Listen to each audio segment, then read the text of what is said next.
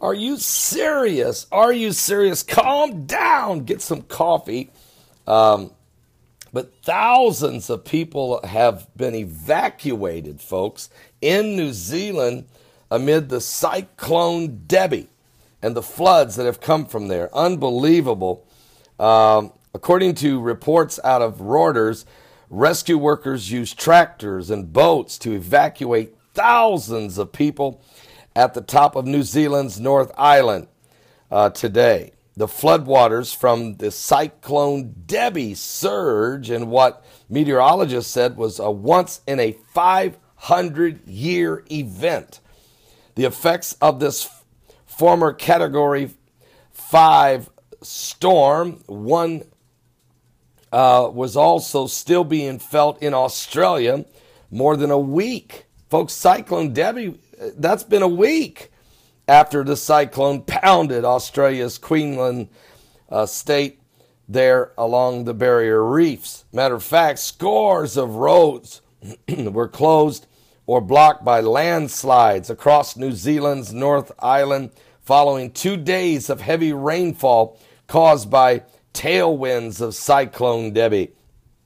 The storm killed at least 6 people in Australia, smashed tourist resorts, brought down power lines, and shut down the coal mines even. What? Yes. But no one's been reported killed in New Zealand, thank God. But authorities continue to search for a man reported missing in the swollen river. That's not good. And there's still a risk of loss of life. According to New Zealand's Deputy Prime Minister Paula Bennett, told reporters in Wellington, New Zealand, as rescue workers raced to evacuate several towns and villages. Matter of fact, under no circumstance should people be looking at going back at the moment, she said. The message must be really clear to people right now. Get out and stay out of the area. Now, you know, Chuck Misler lives in New Zealand most of the time, and so we pray for him down there that he'll be fine. New Zealand's mountainous terrain makes its roads susceptible to landslides, and many regions are still recovering from the November 7.8 magnitude earthquake that hit there last November. They haven't even recovered from that. And now they're dealing with Cyclone Debbie in the aftermath, and the floods and the landslides and the swollen rivers that are raging in that area. Here's something, during the Hear the Watchman conference last weekend in Dallas, Texas, one of the things we heard from Russ Dizdar, and I think maybe others, that there is a massive migration of the elitists who are trying to escape, literally. Hang on a second. It's like I heard a voice over there. Phone or something.